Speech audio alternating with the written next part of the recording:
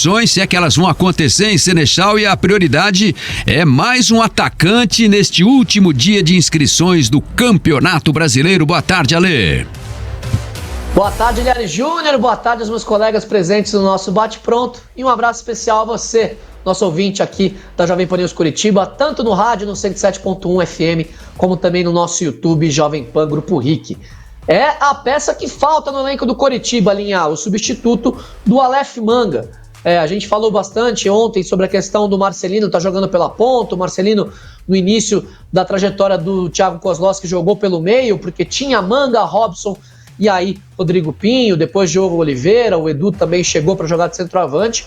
Hoje falta aquela peça do lado, né? Você tem Maurício Garcês e Lucas Barbosa que chegaram, mas ainda não tiveram grande sequência, não trouxeram também grande empolgação, e o Coritiba tenta até o final da tarde de hoje, né, uma última contratação. É bem difícil que aconteça. Falou-se dentro do Coxa no nome do Leandro. Leandro, o torcedor do Coritiba, vai se lembrar, jogador que estava no Japão nas últimas 4, na verdade nas últimas 7 temporadas, né? Ele estava no FC Tóquio nas últimas 4 temporadas, tá sem clube, a janela para transferências internacionais já fechou, então tem que ser um cara sem clube, e as conversas, pelo que eu soube, não avançaram, né? O Leandro acabou não fechando com o Coritiba, mas a busca por atacante de lado ainda existe, claro, falta pouco tempo. O Coritiba quer, né, um substituto para o Manga, quer um jogador aí de impacto para o ataque, mas com a janela internacional fechada, com apenas a janela de jogadores livres aberta, como foi o caso da chegada do Slimani, fica mais difícil conseguir um nome de peso para essa reta final. A tendência, de fato, é que o Coritiba vá daqui até o final do ano com o que tem hoje e acabe não fechando com o jogador de lado de campo, Linha. Tá, então, né, essa contratação é importante, né, Dalk, Janaína. O Coritiba trouxe o Slimani, mas tem muito jogador de beirada também, né, tem o Caio César, tem o Robson, tem o Marcelino Moreno, tem o Garcês, tem o Diogo Oliveira, opção para jogar pelo lado também, não sei. Mas quantos desses são confiáveis? Como diria o Rosildo Portela, né, põe lá no liquidificador, mexe e não sai um. Pra mim, o grande ponto é esse. Eu acho extremamente necessário o Coritiba contratar um jogador de beirada, principalmente pós saída do Manga. Tudo bem, o Marcelino Moreno vem jogando pelo lado, mas ele é naturalmente ponta. Tanto que o Thiago Kozlowski já explicou que geralmente o mecanismo de ataque do Coritiba é ele caindo pelo meio, né? Ele puxa pro meio, né? E abre o corredor pro Jamerson ou pro outro ponta, como pro outro médio, no caso, como foi o Seba Gomes, que deu assistência pro Edu no gol contra o Flamengo. Então, pra mim é muito necessário contratar um jogador que venha e consiga jogar, que venha pra ser titular, porque Lucas Barbosa, Maurício Garcês, Diogo Oliveira, Robson, até agora o Robson se segura no time pela vontade, pela garra e pelos gols de pênalti. Ele tem o quê? Ele tem 5 gols, 6 gols no campeonato? 6 gols no campeonato, se não me engano, 4 de pênalti. Isso. 6 com esse último agora contra o Flamengo. Isso, então não tem um jogador que seja tão confiável, porque tá mudando muito. O Caio tá mal faz tempo e geralmente ele é a primeira opção. Talvez porque os outros estejam mal também, né? O Garcês entrou num jogo bom contra o Bragantino, depois não foi utilizado mais. Não entrou mais depois. Não é testado, né? Ele jogou contra o Bragantino, foi bem. Pelo menos eu achei. Aí contra o Corinthians entrou até o Rua Assis e o Garcês não. Será que ele tá treinando mal?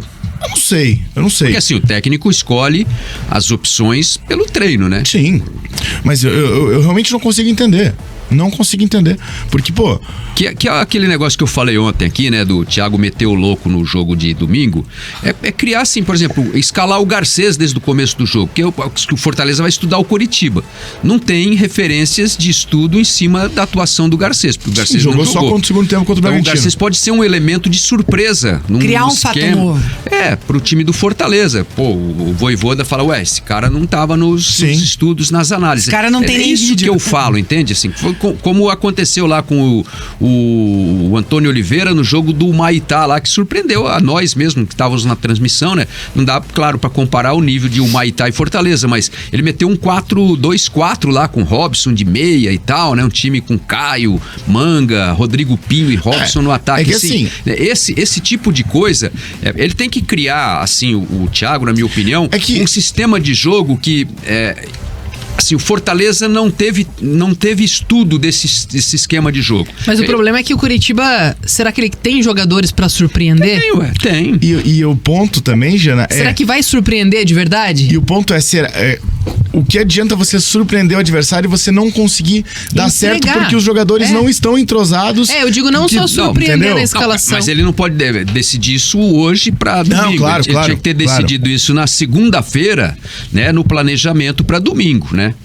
Isso que eu falei ontem, assim, ele já tinha ter pensado, agora nós vamos ter um jogo fora, chama a turma lá, né, fala, nós estamos, né, numa situação do campeonato aí que a gente tem que ganhar o jogo. O que nós podemos fazer? Discute com os jogadores, né, entendeu? Chama os jogadores também pra dar opinião sobre a escalação, sobre o sistema de jogo, acho que é importante, os jogadores também têm conhecimento, os caras sabem, né, o que eles podem oferecer de diferente daquilo que está sendo pedido, né, porque também o técnico está pedindo coisas, de repente não está surtindo efeito, resultado, o jogador pode dar essa parcela de colaboração também. Sim. Dizer, professor, eu acho que se a gente fizer uma jogada por aqui, aproximação, junta, tal, né? Sei lá. Até eu queria perguntar, ô Ale, você acha que a tendência é a manutenção do Diogo como titular ou você acha que o Natanael vai voltar?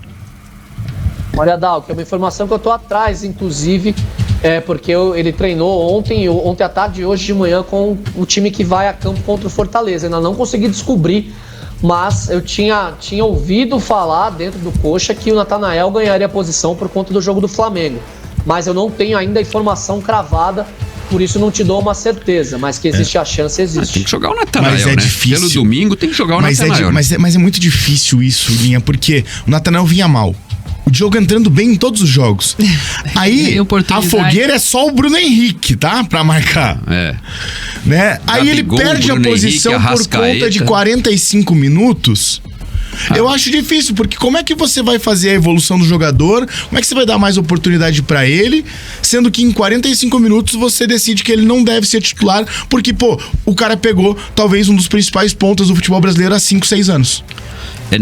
Não era só o Bruno Henrique, né? Porque tinha o Arrascaeta dobrando ali, né? E vinha o Felipe Luiz. Então. E Bruno Henrique numa tarde muito inspirada, sendo o pã da partida naquele jogo. Eu acho que até você se contradiz, porque se você dá oportunidade para um outro jogador, né, que não vinha tendo sequência, e aí ele falha, né, por circunstâncias da partida, e você tira, já fica aquele ambiente, poxa, não confiou em mim, não confia que eu posso continuar, que eu posso dar sequência no trabalho.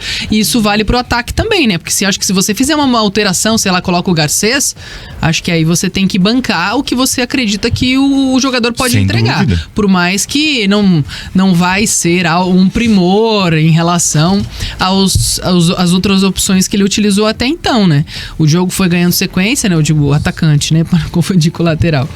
E também, né? Teve lampejos ali de poder ajudar o time. Será que pode realmente se fixar na posição? Eu acho que isso aí é todo um olhar de treino que o Thiago tem, né? Pra conseguir desenhar o melhor time na cabeça dele. E o jogo, assim, o Fortaleza vinha jogando lá no Castelão, que é um estádio grande, amplo, né? A torcida fica um pouquinho mais afastada, maior. Mas lá no Presidente Vargas é aquele bafo na nuca o jogo inteiro, né? A cerca é do lado da linha lateral, né? Torcida fungando no cangote ali. E ano passado ele foi remodelado inteiro, né? Ano passado ele reinaugurou, né? Inclusive Curitiba jogou naquele final de semana lá em Fortaleza, quando estava sendo reinaugurado o Presidente Vargas, né? Tava um time, se eu não me engano, Floresta jogando por lá na Série C do Campeonato Brasileiro.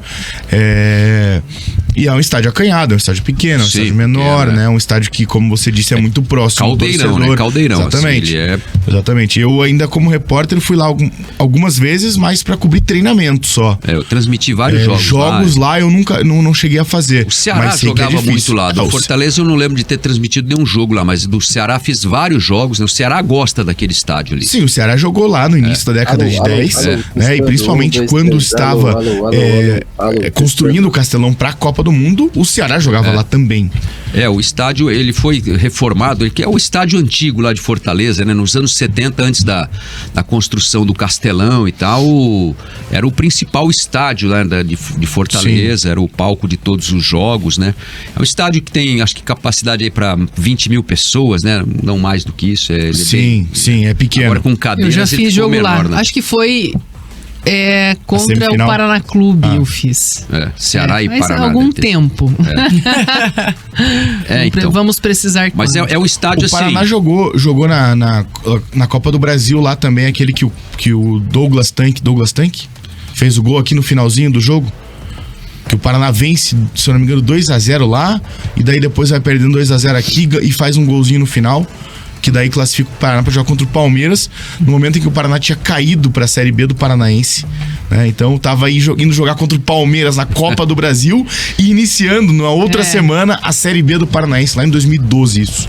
O bom é que os jogadores saíram daqui no calor, né? E aí chegam lá, mantém a temperatura, porque agora... O Coxa tá indo hoje, né, pra Fortaleza. Vai treinar. Hoje treina e vai. Caiu aí mais de 15 graus a temperatura. Pois é. Mas é isso então, né, Alexandre Senechal? São dúvidas que o técnico Thiago Kozlowski tem aí para formar o time, né? As opções a gente já sabe quais são, né? Dalk, Janaína e Alexandre. Não tem muita variação em cima daquilo que ele vem fazendo também, né? Não tem muito o que inventar também, né? Na minha opinião, a invenção maior seria, por exemplo, colocar o Rainer como ponta. O Rainer nem estreou ainda, né? Esse é um que também não tem muito... O Diogo, né? O próprio Diogo como ponta. Lateral. O Rainer entrou contra o Flamengo, né? No segundo tempo. Não chegou a entrar? Não, Rainer não. Entrou. Ele chegou a utilizar o Diogo de ponta. Não entrou, Linhares, não entrou. Ele chegou a utilizar o Diogo de ponta algumas vezes durante os jogos, né, Dal? Numa necessidade exatamente. De junto com o Natanael. Contra o América, inclusive, o Diogo entra como segundo volante inicialmente e depois como médio pela direita, que daí ele acaba ainda dando assistência pro Vitor Luiz fazer o terceiro gol, né, contra o América Mineiro. Verdade. E o Diogo já tinha entrado assim com o Thiago Kozlowski, se eu não me engano, contra o Goiás ele jogou do lateral direito, que foi um momento em que não tinha outro lateral, o Natanael estava suspenso. Então, assim, pra mim uma invenção seria o Rainer de ponta, porque o Rainer tem essa capacidade de jogar aberto. Pra mim, essa seria a invenção. O Diogo já jogou assim, então tem margem para estudo, porque é natural que o Fortaleza saiba que o Coritiba tá mal no ataque, na questão dos pontas, né? Tem o Robson, que é confiável, e tem o Robson, que é o jogador que o Fortaleza conhece bastante. Inclusive o Robson no domingo... Exatamente. Robson no domingo vai completar 100 jogos com a camisa do Coritiba, somando as duas passagens dele aqui pelo Coxa.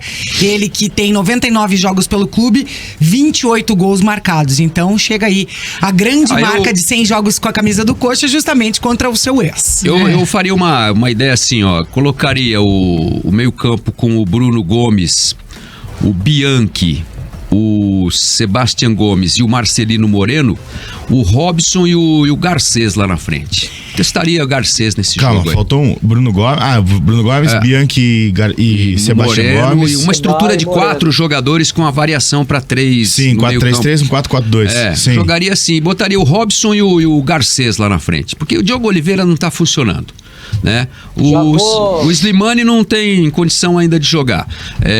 O que mais que ele tem? O Rodrigo Pinho, né, entrou contra o Cruzeiro, não pegou na bola. Mas o João Vitor Alves... O Diogo que vai estar à disposição. O Diogo Oliveira. Mas o Diogo Oliveira também, entende? Assim, eu arriscaria Robson de centroavante ali e o Garcês. Porque, assim, qual é a tendência desse jogo? É o Coritiba jogar no contra-ataque, né? Sim. O Robson é um cara que tem velocidade, aquela bola enfiada, o Garcês também tem velocidade. Eu acho que o Coritiba pode ter, e o Marcelino pode ser um cara ali de ligação entre esses 3 médios aí, né? O Bruno Gomes, o Sebastião Gomes e o Bianchi, para trazer a bola e fazer essa ligação. Sim. Então, eu arriscaria assim nesse, tipo, vamos meter um louco, então põe esse esquema aí para jogar. Então, é diferente do que o Coritiba vem fazendo até isso agora. Sem dúvida nenhuma, diferente Põe o Garcês lá, o Garcês é um cara rápido, é um cara de carregar a bola, o Robson também é um cara que, né, ele pode jogar, ele sabe ele jogar dentro da área, né, e eu acho que o Coritiba vai ter um jogo que ele vai sofrer naturalmente muita pressão, porque o Fortaleza joga em casa, independente independente do time que o Vojvoda coloca em campo, o Fortaleza vai pressionar o Coritiba, vai tentar amassar o Coritiba, vai tentar decidir o jogo no primeiro tempo, nos primeiros minutos, fazer um gol logo de cara, né? Então acho que o Coritiba poderia jogar com essa estrutura. Eu jogaria com Natanael, Kusevich, Henrique e o Jamerson, o Gabriel no gol e esse time aí. Fala, Alê. Rapidinho, só para isso aqui a gente vai passar para outro assunto, mas vou deixar o spoiler aqui já. Nós vamos falar sobre esse retrospecto do Coritiba contra o Fortaleza, que é ruim, e o Marcelino Moreno vai jogar de ponta, tá? Não vai jogar com ele de médio, com 2 volantes e ele vai manter o esquema com 3 jogadores no meio campo. Já eu volto para falar mais sobre essa instalação do Coritiba. Galera Coxa Branca participando aqui, Linhares, até tem bastante gente concordando com você. O Rogério Correia... Só falo coisa inteligente, porque isso é a torcida. Você devia ser treinador. O Fábio M, concordo com o Linhares, Robson, Edu ou Diogo e Garcês, com Moreno no meio. O João Vitor Alves discorda, não confia aí no futebol do Garcês. O Rogério Correia pede Garcês e Edu, que foram dupla de ataque no Brusque. Edu não dá. Esse é o ponto. Brusque. E aí... Pois é, mas daí a gente tá falando de Série A, Pra mim esse é o maior ponto. Vai trazer os dois porque foram uma boa dupla no Brusque. Sim, o Brusque ficou em 10º colocado na Série B do Campeonato Brasileiro. E o João Vitor Alves diz que com a chegada do Slimani valia a pena testar o Pinho. Ele gostaria que o Thiago desse mais uma chance ao Pinho. E tem várias pessoas aqui também comentando o fato do Pinho no Coritiba, ultimamente ele foi utilizado como centralizado, como ali o camisa 9, né? E muita gente pedindo aqui no nosso chat a utilização, que todo mundo queria ver o Pinho jogando pela ponta. Não. O problema dele, ele tem dificuldade de correr carregando a bola. Já mostrou isso contra o Cruzeiro, por exemplo, ele teve 2 oportunidades. O Pinho é muito bom tecnicamente. O Pinho, eu vejo ele muito com a característica do Firmino. Mas ele tá mal, né? Ele não Sim, então, aí que tá o ponto. O Pinho tem muita característica do Firmino, aquele falso 9, aquele jogador que joga mais como um 10 do que como um 9. Porque ele não fica tanto dentro da área, né? Exatamente. Historicamente. Tanto que a história do Antônio Oliveira era justamente essa. A intenção do Antônio Oliveira era essa. Era espetar 2 pontas e colocar o Pinho quase como um 10, jogando com os médios ali. Porque daí ele, exatamente, na construção, né? Acho que como ponta ele não funciona, e ele já tentou, né? O Coritiba colocou ele como ponta e não deu certo. Porque ele nunca jogou assim como atacante de referência, e se você for olhar historicamente o retrospecto dele, ele nunca rendeu dessa forma, então acho que ali na frente não dá. É isso, 12:25, daqui a pouco a gente fala um pouco mais do Coritiba aqui.